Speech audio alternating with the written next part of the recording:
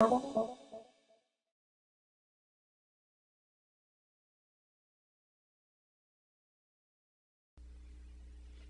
offering the episodes that we do on Montessori for Everybody TV, one of the things that I hope to bring to you is the perspective that I've gained through my experience in different settings. Not only my perspective, but also the perspective of other Montessori professionals. As I have been on a little bit of a break from presenting episodes to you, I've been doing a lot of thinking about what I can offer in the Montessori community and where we find that Montessori educators, whether it's in a private school, a Montessori charter, or Montessori homeschool, where they succeed and where they fail, what determines that? One of the things that I know makes a huge difference is in whether or not the educator who leads the environment, leads the classroom, leads the school, is able to determine what is most important. Now that's easy to say, figure out what's most important and of course you're going to succeed. What I would like to do in this episode is talk about how we want to look at that. What do we need to do as we evaluate what to put in our classrooms, what to put in our Montessori homeschool environments? What kind of thought process do we need to go through as we make those decisions? As we set up our schedules, as we hire teachers, as we set up our parent education programs in our schools, what do we need to do to make sure that the things that we're doing really are the ones that are most important? And what I'm going to offer is the idea of looking at two particular ways of evaluating. The first is priorities. What is most important? Now, if you have watched other episodes of the show, if you've been on our website, you probably know that we've used the classic Montessori triad of the environment, the adult, and the child to help those who are on this path to keep focused on what's most important, keeping that child central, but also recognizing that we've got to prepare ourselves as adults to be able to serve the child, and we have to prepare an appropriate environment. So I'm going to suggest that that is a way to cycle through your priorities, looking at each of those three things, the way you are addressing the children in the Montessori setting in which you work, the way you are preparing your environment or setting up your environment or building your environment if you're in the fortunate position of building an entirely new school. And of course, what are you doing to prepare yourself or to help those who are your classroom leads to prepare themselves as they're working with the children? So that is something that we have dealt with in quite a few episodes. What I'm going to deal with primarily in this one is the other way of looking at it, the pitfalls. Now, some of you also know that I am not a big fan of the gigantic Montessori albums that are a part of many Montessori trainings. I personally have many gigantic Montessori albums of my own, and I'll talk about that a little bit more in some other times. But I'd like to draw some attention to something that I have done in the smaller format that I use. And that is, rather than saying for every piece of material for which you're going to write up a presentation or set up a way to learn that presentation and that material for yourself, rather than having an album page that someone else, which is most common in our culture, Montessori culture these days, rather than having a long page that someone has written up with a lot of different parameters and that you maybe read, maybe write some notes on as you're doing a training with someone, rather than having that format, I suggest something a little simpler, both for the presentations and for the other aspects of the way that you prepare your school and yourselves for working with the children. And that's the idea of a sequence. So whether or not it's the presentation of the first cylinder block or how to set up your environment or whatever it is that you are addressing in your situation, what is the sequence? That's kind of the priorities that we talked about before in a sequential way. And then what are the pitfalls? That is something that I do address in the things that I do, the trainings and the materials that I've put together. But this is one of the places that I believe that as Montessorians, sometimes we get a little bit off track. because we like to talk about how inclusive we are and how accepting we are of different people doing things different ways, and we should be. Everyone brings their own unique way, their own unique approach to Montessori education and to their own school. And most especially, if you are doing Montessori in a homeschool environment or a co-op environment, you're of course going to bring your own personality there.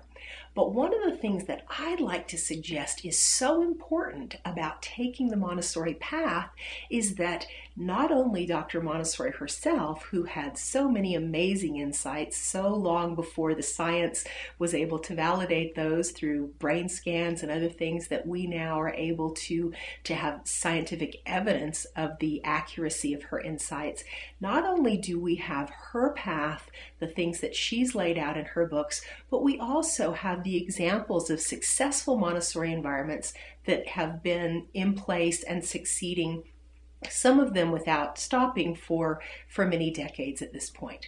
And so I'm going to suggest that you need to look at the pitfalls that others have discovered in order to avoid them yourself.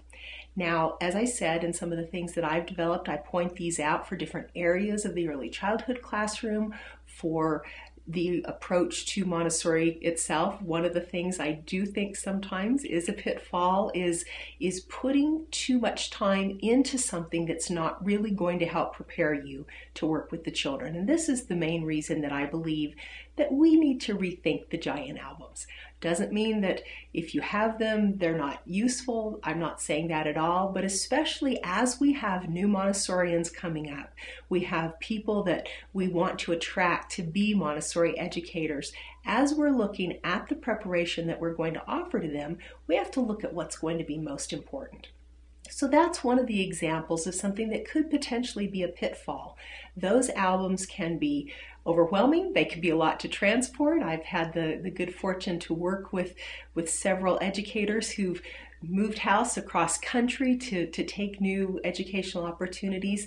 And so these are some of the things that we need to consider.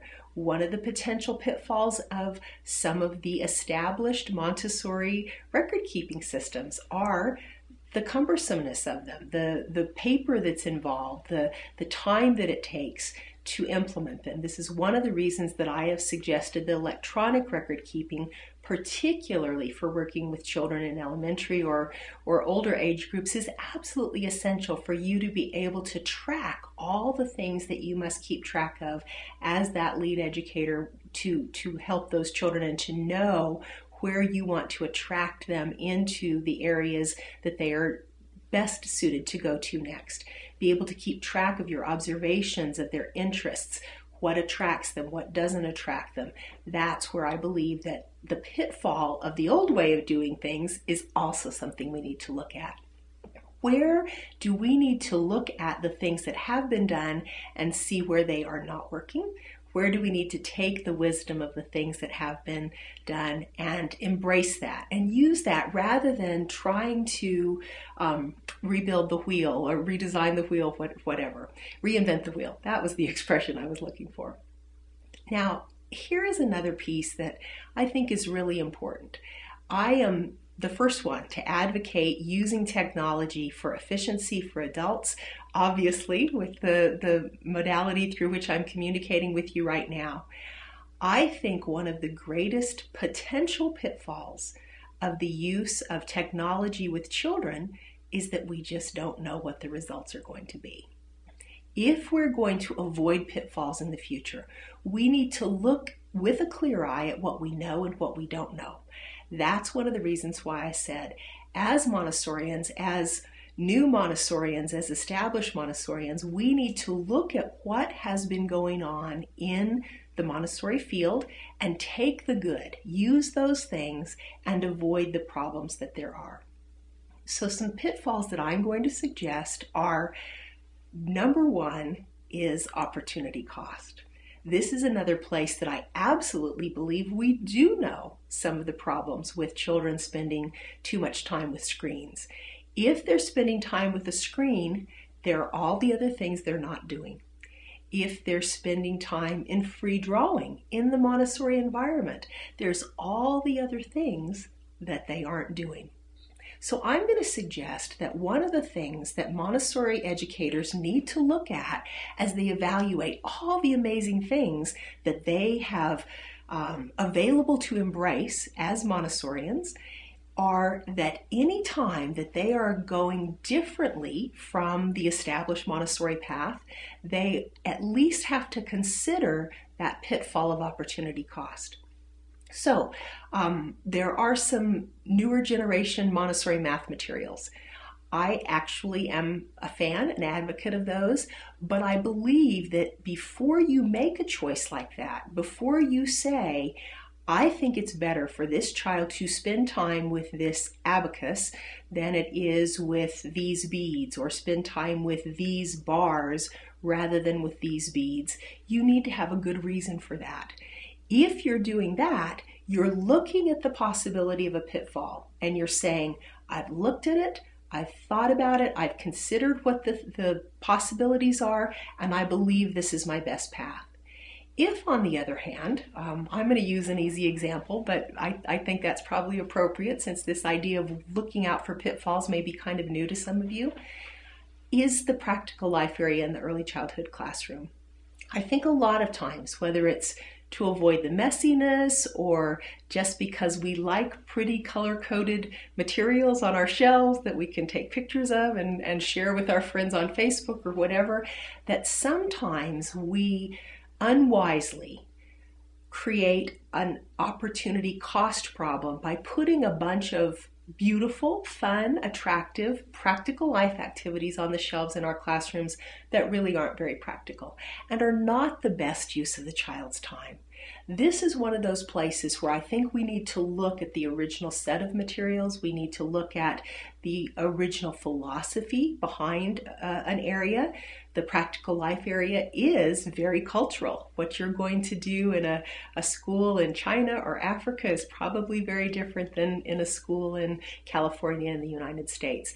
And part of that is the beauty of it, that you can use that to help the children to learn the culture. But one of the philosophical underpinnings of the practical life area is the child becomes more independent. The child challenges himself or herself. Before that child is capable of abstraction, before they're capable of doing very advanced materials in the math or the language areas, they are capable of doing progressively more difficult and more difficult and more difficult manual activities. They are capable of learning activities that have more steps and more steps. That's the importance of the practical life area. If you have one or two step activities that you change out very frequently, please consider the pitfall of what the children aren't doing while they're doing those activities. So I invite you to take these ideas and to apply them as you're making decisions in your own Montessori situation. Whether it's whether to buy something at the dollar store, whether it is to change out materials in your environment, whether it is to go beyond the set of materials that you perhaps learned about in a training or from a manual you put together in whatever way, consider that before you make your decision. What is the opportunity cost and what other potential pitfalls are there to what you're considering? If you do that, if you think what could go wrong or what am I sacrificing by going this way, particularly if it's different from what you've learned is typical Montessori practice, I think you'll find that you will avoid some things that would create obvious problems down the line that you would notice as problems, but also you're then going to truly get the benefit of the wisdom of this very scientifically well-validated way of approaching education. And I wish you the best as you make decisions to do things that are most important in your Montessori environment. In some cases, using materials not included in Dr. Montessori's own classrooms is actually a way to avoid pitfalls. One pitfall in this category is the mistake of starting off too abstract in the way we introduce complex earth science and biology topics. Montessori herself recommended that modern schools include a museum as an essential component. Fortunately, museum-like artifacts are now available to Montessori educators. In this next segment, Claudia Mann introduces her company, Fossilicious, a great source for real rock and mineral as well as fossil specimens. She and her husband Doug have also written and published books written at the children's reading level to allow them to do accessible, deep follow-up research after the great lessons. With the wonderful materials available from companies such as Fossilicious, it's easy to be very concrete in how you introduce many topics in the cosmic curriculum. Well, hi, I'm Claudia Mann, and I am a Montessorian, first and foremost. I've been teaching in Montessori classrooms for almost 30 years now, so I now also have a business that we call Fossilicious that focuses on support materials for Montessori classrooms in the study of life sciences or earth sciences. And this year, what we've offered is some new work, a new curriculum, a complete curriculum on studying rocks and minerals. It gives the teachers lessons, materials that they can download from their computers so that they don't have to carry it around with them. They can just leave it right on the computer and use it as they need it. If something gets lost or missing, go right back to the computer and bring it back.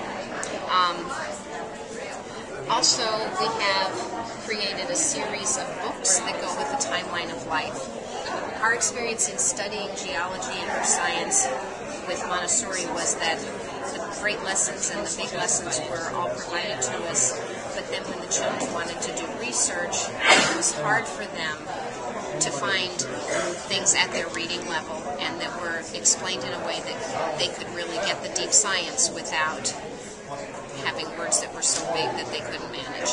So we've written all of that. Our books are in many Montessori classrooms now, and we always get positive feedback back from the teachers saying, this has been great. I used it with my young kids, I used it with my older children, and it was just really made it available, made a tough subject matter really available to the children. Because they love rocks and minerals and dinosaurs and early animals, and that was our goal, was to make it more available to the children. So that's what we do. Be sure the materials you provide foster habits of observation that support scientific inquiry. Children keep returning to materials that challenge them to learn more about a topic through effective information sources such as the cards provided with the Fossilicious specimens. So one thing that I think is unique and what we tried to work on for our rock and mineral collections is that we noticed and had experienced many times that the rock and mineral collections that you purchase from traditional programs is one rock, one number, not much information, maybe a photograph, and those rock collections just were a mess. They were hard to keep track of. So our rock collections are different. We have, first of all, 2 specimens of each type. The card that comes with it has a label with a number, and that number is written on the rock, on one of the rocks. Now, because in Montessori you start with sensorial experiences, we want children matching rocks, not just taking one rock with one word. So before they go to even learning the names, the first step in our process is to start with matching. So we might start with matching that is very unique. So you have 3 distinct rocks, and when you go to match them, it's an easy match. But then we add a rock in that might be more similar, so that it's a gradual stepping back. And you do all of that work sensorially before you'd ever add any language. But once you do, then you can start with labels and then eventually add definitions. And then we have even Who Am I cards that match definitions. So these children can go in very slow, step-by-step inquiry. Not shown in this segment are the equally high-quality fossil materials Claudia offers. I've used her materials in my own classrooms and seen how they generate excitement around the cosmic curriculum, as well as supporting the children to successfully do genuine, challenging follow-up research.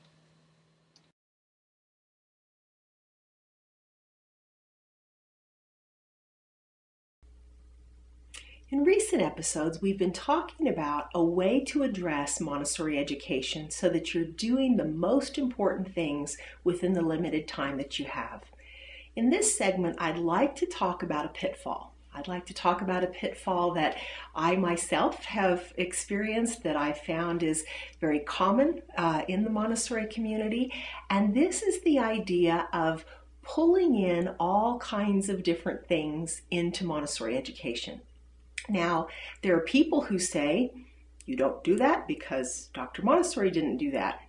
And that's a valid argument. When you look at the success that Dr. Montessori herself had, and that so many of, if not all, in one way or another, all schools with the name Montessori have built upon in some ways, it's very valid to say, if she didn't do it, you shouldn't be doing it. Now, I don't hold quite that stringent a view. I think there are ways to evaluate what she was doing and maybe why you might do something a little bit different. Some of the older books have some dietary advice that I think most people don't even think twice about ignoring and using our more modern understanding of what's good in a child's diet. But it's important to recognize that we do have new information coming at us all the time. Seldom does a week go by that I don't hear something on the news or read something in the paper about some new change in the dietary guidelines. Cholesterol in food isn't what they thought it was, is one I heard just today. So we need to be clear-eyed about where to make those choices. Now, in the case of disregarding or choosing consciously, which I would prefer to think of it, of going a different way than what Dr. Montessori herself did, is a valid choice. But I would suggest that you need to have a pretty good reason to do that. So, what about all these different things that get added into the Montessori environment? One thing that I do want to address so that we really are talking about the pitfall that I'm mentioning, and so you're not thinking I'm saying that, oh, Montessori didn't say anything about paints, so you can't have any paints or whatever, and that's not true. She did say things, she did mention paints specifically. But one thing that I have found is that some of the things that we consider to be just a normal part of an early childhood group environment, Montessori herself found that to be the case. Singing songs, things like that. She did not address them particularly for two different reasons. One is that sometimes she just found that the children did not benefit from them as much and weren't as interested in them as the Montessori materials. And that is definitely the case for a lot of toys. So a lot of the toys that you would see in other preschool or child care environments, Montessori would say that's an inferior choice. But some things, such as singing songs with the children, some art activities, it was just understood that that would be part of an early childhood environment. And she specifically mentions that some of those things are a good choice to use if the children are not yet able to delve into working with the materials with the concentration that's truly going to serve them, that's going to feed their soul. That is the kind of thing that she specifically mentioned was a good thing to do. Go out, play games, sing songs, take walks, whatever. So there is a place for these things, and I'm not saying that that's not the case. One of the people that I most have benefited from learning from, I believe, is Margaret Humphrey, who worked directly with Dr. Montessori, was at least for a time permitted to sign Montessori diplomas with Dr. Montessori's permission. And one of the things that she mentions is that when someone asks her a question in some trainings that are actually available via video online, when she was asked about painting and things like that, she said, of course that's fine. It just wasn't, Dr. Montessori didn't feel any need to discuss it. So I think that there are things like that we need to make sure that that's not what I'm talking about. But one of the things that I've found is that as people bring in extraneous practical life exercises, extraneous meaning that they're not preparing a child for a real practical life skill particularly, or there's more than you need to do that with, perhaps bringing in math materials that are over and above what is needed because it's a material that's about helping the child to make an association of quantities from say 1 to 10 or 1 to 20. And so you have little fish and the numbers, or you have little jack-o'-lanterns around Halloween time and the numbers. Those are the kinds of things that I'm talking about. And the reason that I think that these are a really dangerous pitfall is because I have seen people get very, very caught up in them. And when they go and shop at the thrift store or the education store or online, they think, oh, that's within the Montessori purview. It's made from a natural material and it has a control of error, meaning that there's something within the material that gives the child feedback on whether or not they have done the exercise correctly. If it works within what your understanding is of Montessori exercises, why not add it in? What's the problem with that? Well, there are 3 that I know of. Talked about one of them before, so I'm not going to touch on it very much, but it's the idea of opportunity cost. Anytime the child is working with the jack-o'-lanterns and the numerals, they are not working with the bead chains or the number rods or the cards and counters, any of the other classic Montessori materials. So if you're bringing something like that in, you need to consider that. Are they better off working with this than this established material? The second problem is that when you do bring these other things into the Montessori environment, you have an added burden. You have to store them, you have to clean them, you have to rotate them, because this tends to end up creating a set of materials that is larger than what most Montessori classrooms or places can manage. And that's important. That's an important problem, and it's something that I'm going to encourage you to consider whether or not that has been a problem for you, if this is kind of the model that you've embraced. But the last part of the pitfall I think is most important, which is it's just one more thing.